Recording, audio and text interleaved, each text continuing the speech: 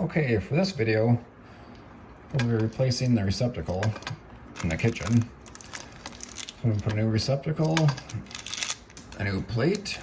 The tools I'll be using will be a voltage tester, straight blade screwdriver, a Phillips screwdriver, a wire stripper, a lineman plier, and a utility knife.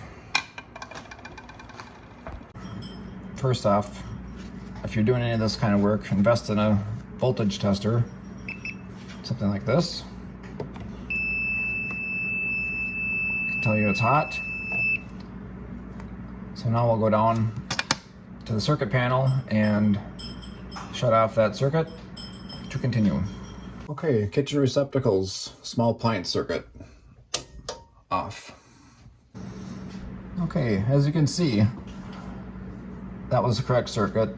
The night light is not lit. Cover it up with your finger, it doesn't light up. My tester, of course, always flashes like that to tell you it's on. It's not lit up, it's not beeping. The circuit is off. Shut that off because I don't need it any longer. Unplug my night light.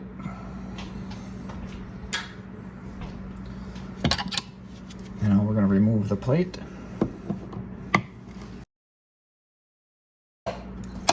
Use a screwdriver. Sometimes they get stuck on kind of good, depending on if it's been painted on or around or put on after the paint was still wet.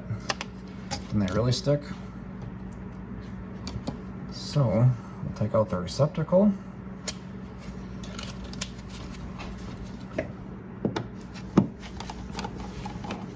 Luckily somebody did a nice job and didn't get too much paint around it, so it shouldn't stick too bad at all.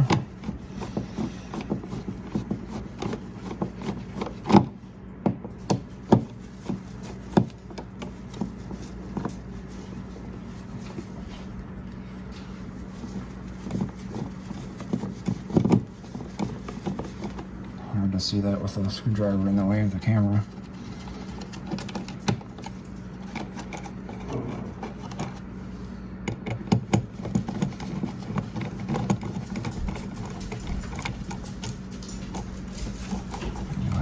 Pull the receptacle out.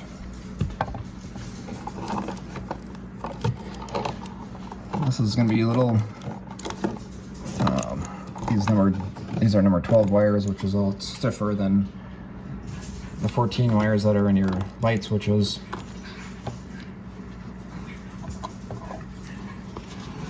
As you can tell, there's a silver screw on one side of the receptacle with white wires attached.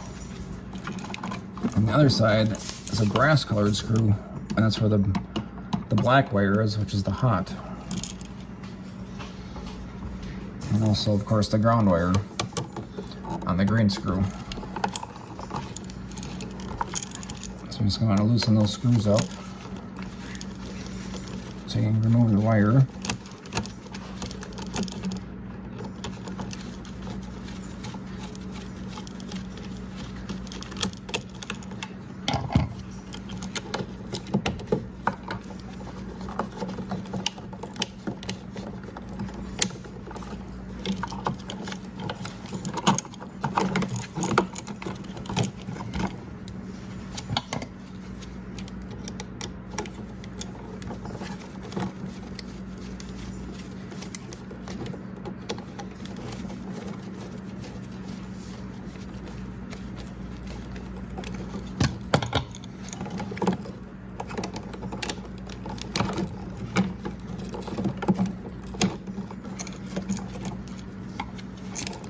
And what they've done on this one, which I don't approve of, is they put two ground screws under one, or two ground wires under one screw, and I would say that's kind of frowned upon in the electrical industry.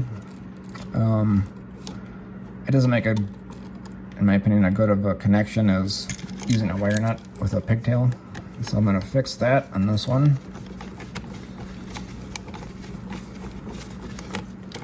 Let's just take that all the way off. So you would never find that if, say, a professional did that.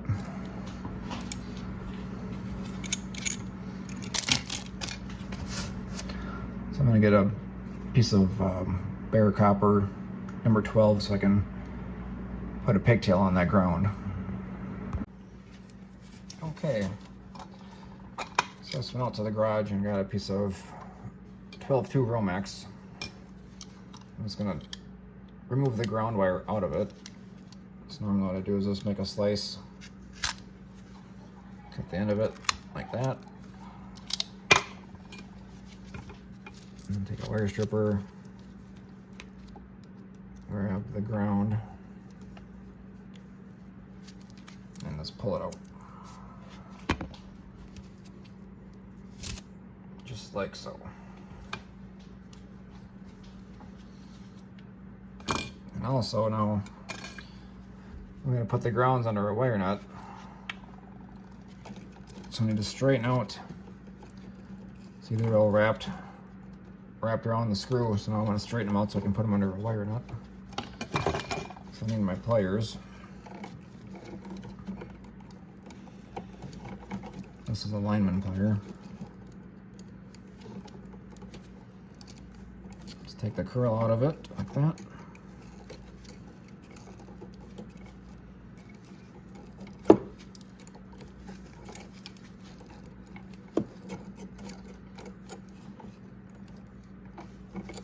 Just like so.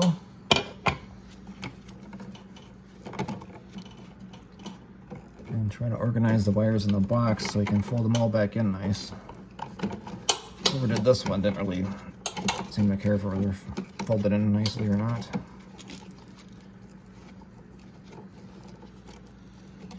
So I get the ends together like that. And I'm going to put the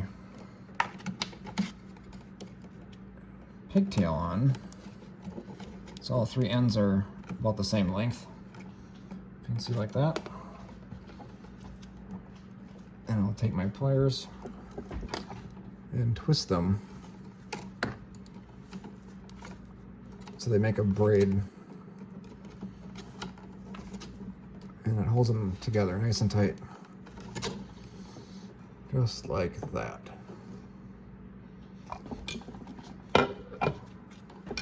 And then I'll screw on the wire nut. And I put this on just about as tight as I can turn it. Nice and snug. Okay, then what I'll do is I'll fold the pigtail back into the box, get it out of the way to make room for the receptacle. Tuck it in the back. So then you just have the one ground wire out to the front.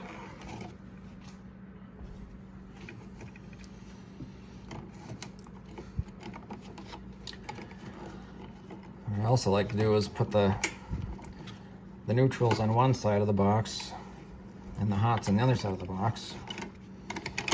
Kind of tuck them in a little bit. Fold them into place. Makes it a lot easier to put the receptacle back in the wall. I'll probably fix these up a little bit, make them flat again. Actually, I don't like the way they're bent, so I'm gonna get a better lighting here.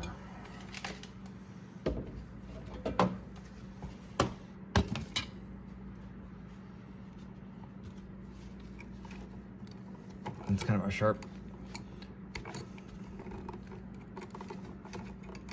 round part. I like it more, like them shaped a little better so they fold around the screw nicely, wrap around the screw. I'll show you how to do that with my wire stripper.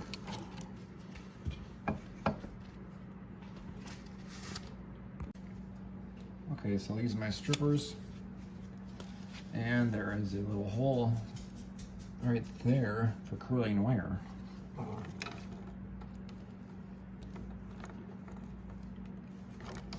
So you can curl it around the screw.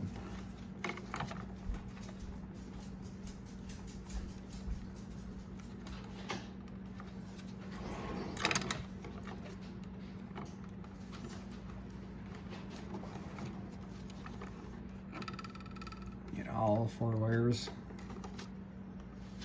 And you may only have 2 wires, depending on if it's end of the circuit or if it's in the middle of the circuit.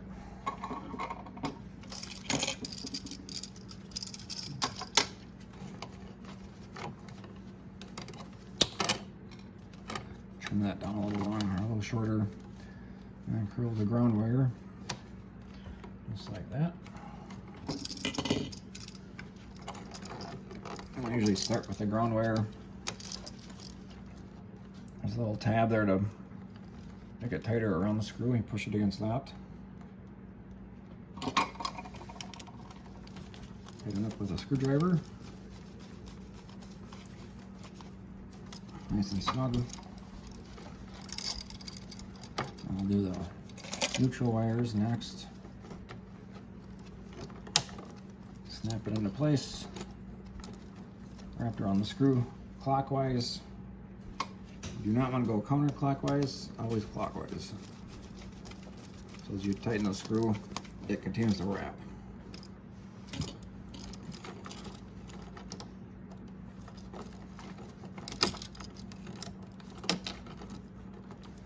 Just like that.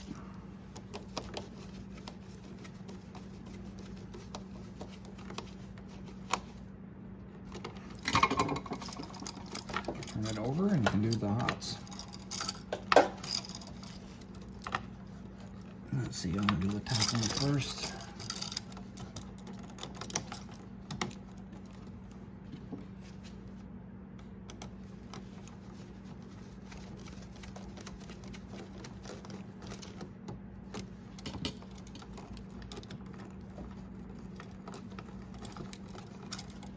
Sometimes you might want to bend them down just a hair, so there's a little angle to the screw or to the wire. Point the end of it down and it's easier to get under the screw. Like that.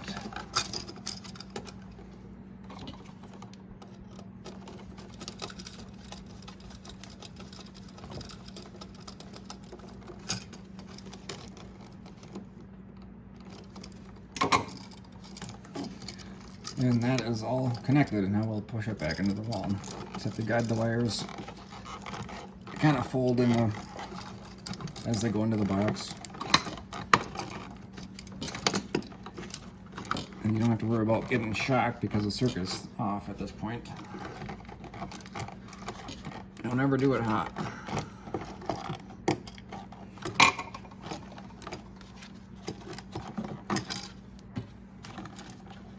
Make sure it is pretty square with the wall.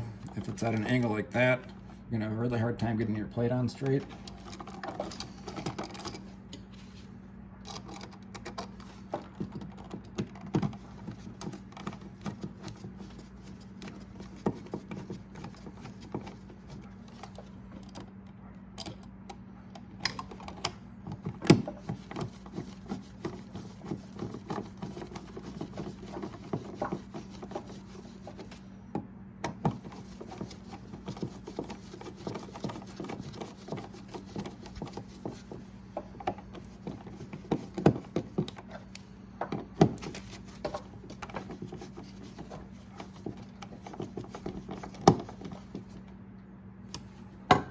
Back in the wall.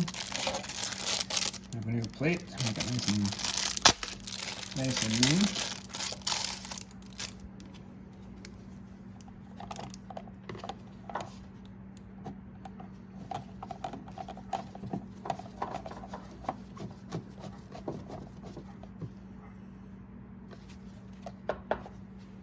There you go. Once again, you want to make sure your screws are up and down for aesthetics. Looks much better than sideways or at an angle. And thanks for watching.